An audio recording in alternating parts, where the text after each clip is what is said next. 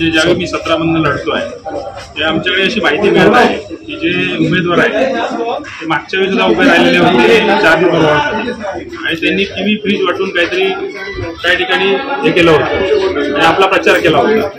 तशीच आम्हाला एक वृत्त मिळालेलं आहे की मतदारांना त्यांनी लॅपटॉप मोबाईल अशा पद्धतीचं वाटप केलेलं आहे काही मतदारांना आणि काही मतदारांना ते करणार आहे। त्यामुळे अशा पद्धतीच्या भूलथापांना मतदार बळी पडणार आहे का, कणकवलीची जनता बळी पडणार आहे का, हे खरं म्हणजे सांगायची गोष्ट आहे।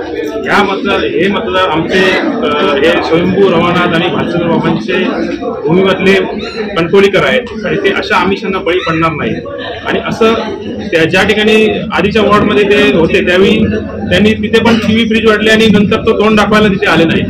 त्याच पद्धतीने कनकनगरवासियांचे सुद्धा भूलथापांना ते भूलथापा देत आहेत आणि त्या पद्धतीने ते काम तिथे करतायत आणि अशा पद्धतीने काम करण्याचं जनतेने निर्णय घेतला पाहिजे की अशा आम्ही बळी पडणार आहेत का।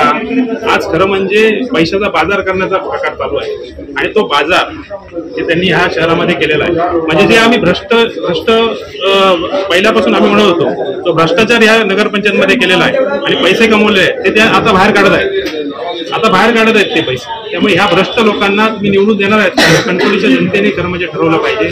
खूप आमिष येतील, त्यांच्या पायाखालची वाळू सरकले, खूप आमिष येतील त्यांना, जनतेला येतील, पण जनतेने ठरवायचं आहे की चांगल्या प्रकारचे उमेदवार सामाजिक कार्य करणारे उमेदवार तुम्ही निवडून देताय की असे काही वाटणारे लॅपटॉप वाटणारे उमेदवार तुम्ही निवडून देणार आहात।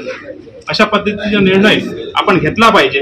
मी कोणावर टीका करत नाही, पण जनतेची सेवा करण्यासाठी आम्ही इथे सगळेजण उभा आहोत आणि त्या जनतेच्या सेवा करण्यासाठीच आम्ही पुढे राहू आणि राहणार। खरं म्हणजे त्यांच्या प्रचारासाठी त्या ठिकाणी भगवा झेंडा हातात घेऊन फिरणारे नितेश आणि सगळ्या महाराष्ट्रात फिरतात, पण त्या ठिकाणी हिरवा झेंडा घेऊन गेले होते का काय, हा प्रश्न खरा उपस्थित होतो। कशासाठी गेले म्हणजे जो काय आपल्या स्वार्थासाठी राजकारण करायचं आणि बाकीचं बाजूला ठेवून फक्त आणि फक्त स्वार्थी। आता त्यांनी म्हटलं एका ठिकाणी म्हणतात मला मुस्लिमांचं एकही मत पडलेलं नाही या मतदारसंघामध्ये आणि त्या ठिकाणी जाऊन मात्र राजकारण वेगळं करायचं।